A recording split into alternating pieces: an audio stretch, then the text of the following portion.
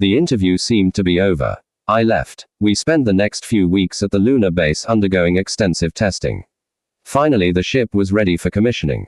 Kingsford appeared to accept command and we lifted from orbit, locked into the pre-taped course and set about the business of a crushingly inactive 14 months of transit. In all that I have written of the Algonquin incident, I have tried to portray Kingsford correctly. I don't know yet as I have succeeded. He was almost a complete recluse aboard ship. I virtually commanded, as he had predicted during our first conversation. When I did see him, it was to deliver routine reports on the ship and crew, but I began to observe that even these reports did not particularly interest him. He had stopped shaving and had grown a long, very full dark beard. That, together with the eye patch, gave him the look of a very ancient mystic. He was always reading when I entered his cabin. His readings were restricted to the writings of St. Augustine, the City of God I believe the volume was, and one or another of the first books of the Old Testament. After about 9 months of my routine monologues, I stopped reporting altogether, and didn't see him for about 3 weeks. Nor did I receive any summons from him. Then, during one of my periods of watch in the control room, I received a signal to report to the captain's cabin. I entered, observed that despite his solitude the cabin and every accessory was in perfect order, nothing out of place. I knew that he allowed no orderly to enter the cabin, and yet there was no evidence that here was a man who was virtually a prisoner of his own choosing. We spoke for many hours that time. He asked about my past, my period of retirement, my reading habits, what I had read and what I thought of these readings. The conversation was limited almost entirely to myself, but Kingsford as an entity began to emerge for the first time since I had met him. He was altogether friendly. He wanted to know whether I was familiar with the Bible. When I said I was, he asked which section interested me most. I told him Ecclesiastes. Why Ecclesiastes, Mr. Rogers? Well, because it seems to pretty well sum up all of life. There is far more to all of life than just vanity, he said. There is also far more to Ecclesiastes than just vanity, I said. But I do imagine one could speak of purposes in life, and all of that. But aren't these in themselves a sort of vanity? Actually, we're not put here for any real reason. I don't think so, anyway. I've always felt that man is quite the master of his own destiny. And yet, Mr. Rogers, here you are, he said, smiling now, aboard the Algonquin, after having quite conclusively decided that a life of grace and leisure was your true destiny. Do you not believe that perhaps your whole life was destined for that of a space officer? Perhaps molded from the very moment you were born to serve as my executive officer during this expedition. I prefer to believe that I had stronger politics with Anglo-Galactic than the others who were after this birth. Do you really? Well, that's interesting enough. And tell me, Mr. Rogers, what of the crew?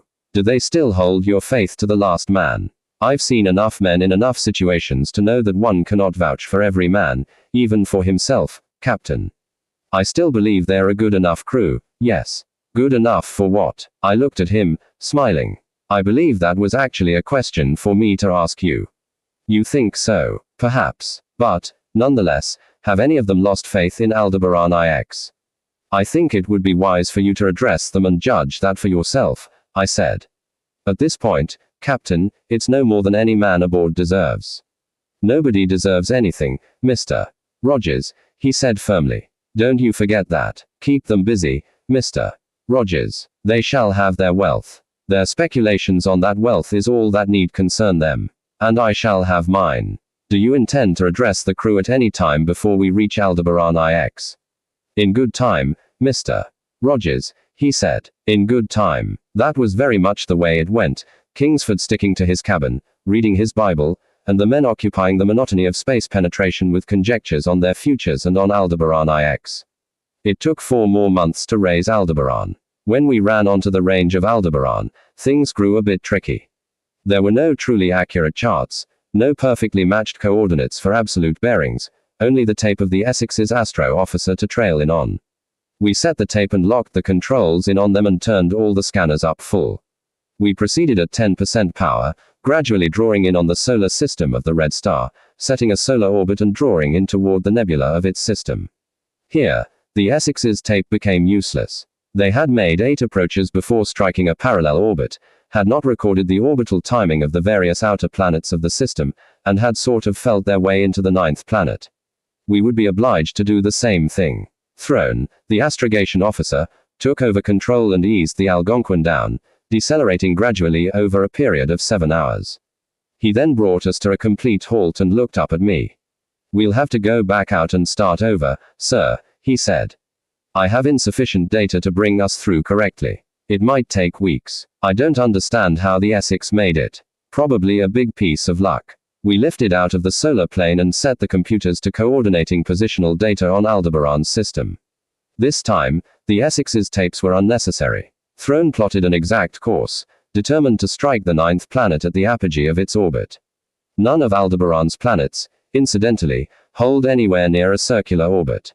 There are 6 belts of what can be classed as asteroids. These were very likely planets, or pairs of planets, at one time, but before the multi-rhythmed cycle of Aldebaran's system established itself, these planets ceased to exist, through what cataclysmic collisions I could not even begin to imagine.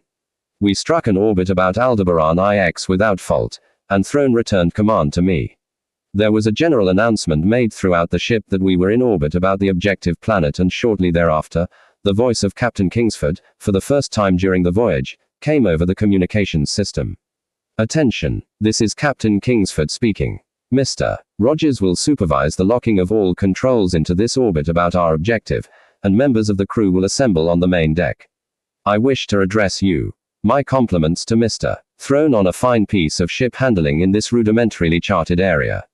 Thank you, Mr. Throne. In 10 minutes, then, gentlemen." The men all looked up, as if suddenly reawakened to the fact that there was an officer aboard who was my superior. "Well," I said, "I guess you'll now meet Captain Kingsford." We secured into orbit and made our way to the main deck. It was the first time in well over a year that all the men were there together, the first time since the commissioning ceremony.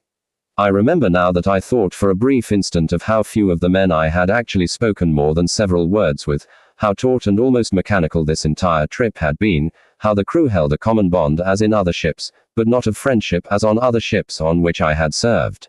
Here it was an alliance against the unknown.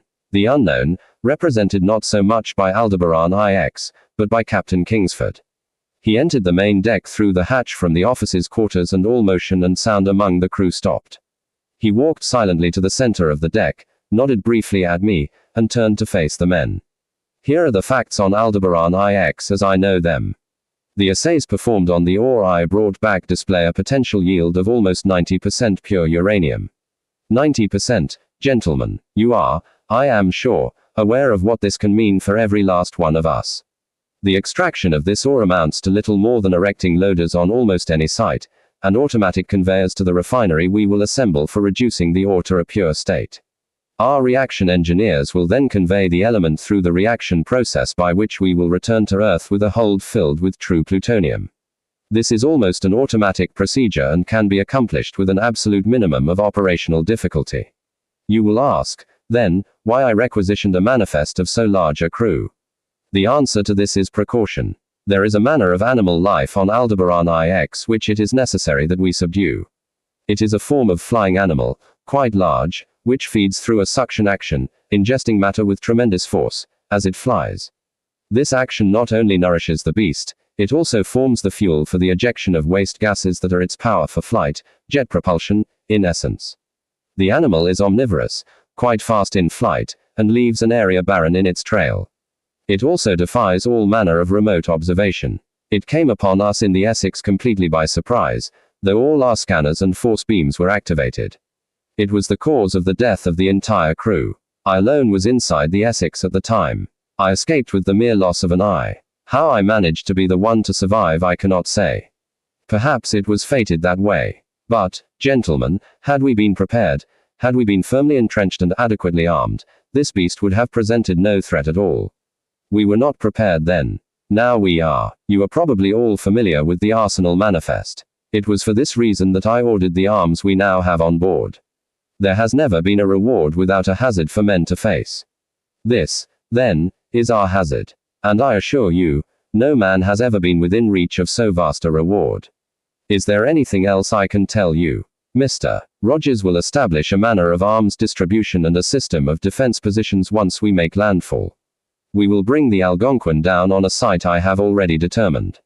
The site where the Essex met her fate. Here, Kingsford stopped speaking. Several of the men shifted slightly. There was some clearing of throats, but no voices. Are there no questions, then?